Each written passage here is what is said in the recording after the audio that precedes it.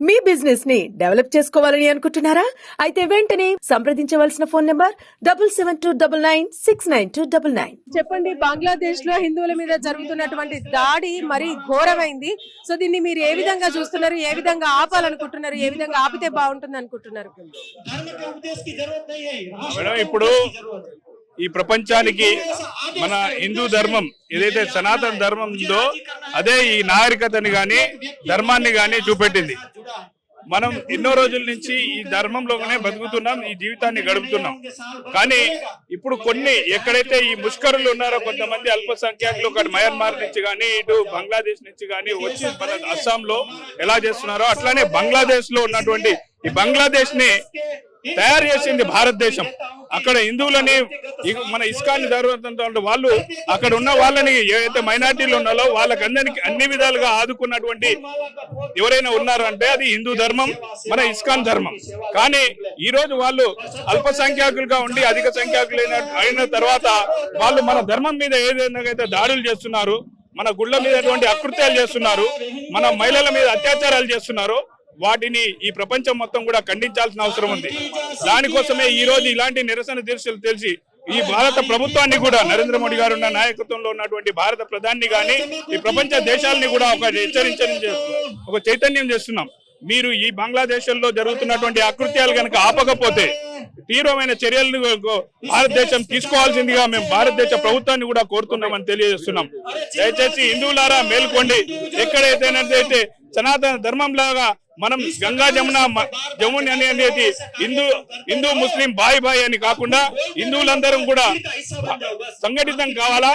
సంఘటితం కాదు, వాళ్ళు కూడా దేశంలో ఉండొచ్చు, కానీ ఎక్కడైతే ముష్కర దాడులు జరుగుతున్నాయో ఆ దాడులు ఆపాలని తీవ్రంగా హెచ్చరిస్తున్నాం. ఇప్పటికీ హిందువులు అంటే మన తెలంగాణ రాష్ట్రంలో చూసుకున్నట్టయితే రీసెంట్ గా హిందూ దేవాలయాల మీద దాడులు కూడా జరిగినాయి. అక్కడ బంగ్లాదేశ్ లో హిందువుల పైన, ఇక్కడ హిందూ దేవాలయాలు, ఇదంతా జరుగుతోంది. కొంతమంది ఏమంటున్నారు, హిందువుల మధ్య ఐక్యత లోపించింది అని కొంతమంది విమర్శలు గుప్పిస్తున్నారు. అసలు హిందూ గుళ్ళ మీద, హిందువుల మీద దాడి చేయడానికి భయపడాలంటే మీరేం చెప్తారు? ఒకటి చూడండి, ఈ రోజు తెలంగాణ రాష్ట్రంలో గవర్నమెంట్ ఏదైతే ఉందో కాంగ్రెస్ ప్రభుత్వం వచ్చింది. కాంగ్రెస్ ప్రభుత్వం వచ్చిన తర్వాత హిందూ గుళ్ళ పైన కానీ దేవాలయాల పైన కానీ ఎలా జరుగుతుందని మీరు కూడా చూస్తున్నారు, అందరం కూడా చూస్తున్నాము. దీనికి కారణం కాంగ్రెస్ ప్రభుత్వమే. కాంగ్రెస్ ప్రభుత్వం ఎప్పుడైతే వచ్చిందో, కాంగ్రెస్ ప్రభుత్వం ఎక్కడైతే ఉన్నదో అక్కడక్కడ మొత్తం హిందూ దేవాలయాల పైన కానీ, హిందువుల పైన కానీ, దాడులు కానీ, గుళ్ళ పైన కానీ ప్రతి చోట ఇదే జరుగుతుంది. ఎక్కడైతే కాంగ్రెస్ ప్రభుత్వం ఉందో కాంగ్రెస్ ప్రభుత్వం ఇట్లనే చేస్తుంది. ఈ రోజు బంగ్లాదేశ్ లో కూడా చూడండి, హిందువులపై చేస్తున్నటువంటి దాడులని భారతీయ జనతా పార్టీ తీవ్రంగా ఖండిస్తుంది. నరేంద్ర మోడీ గారి ప్రభుత్వం తీవ్రంగా ఖండిస్తుంది. వారికి వెసులుబాటుగా ఉన్నటువంటి భారతీయ జనతా పార్టీ చిరచూపుతున్నటువంటి వారిని రానున్న రోజుల్లో భారతీయ జనతా పార్టీ గారు, నరేంద్ర మోడీ గారు వారిని ఎక్కడ పెట్టాలో అక్కడ పెట్టాలన్నటువంటి ధైర్యం దమ్ము ఉన్నటువంటి ఏకైక వ్యక్తి, ఏకైక ప్రధాని నరేంద్ర మోడీ గారు అని చెప్పి మేము తెలియజేస్తున్నాం. హిందువులని ఎంత తొక్కాలనుకుంటున్నారో, హిందువులు అంతకు డబులై సంఘటితం లేదు అని చెప్పి గతంలో చెప్తున్నటువంటి విషయాలు ఈ రోజు చూస్తున్నట్టయితే వేలాది మందిగా ఇక్కడ తరలిస్తున్నటువంటి భక్తులను చూడొచ్చు. ప్రతి ఒక్కరు కూడా సంఘటితం కావాల్సినటువంటి సమయం ఆసన్నమైంది. ఈ రోజు కాదు, రానున్న రోజుల్లో భారతీయ జనతా పార్టీకి ప్రతి హిందువు ఒకటి కావాలి. ప్రతి హిందువు ఏకమై భారతీయ జనతా పార్టీ గెలిపించుకోవాలి.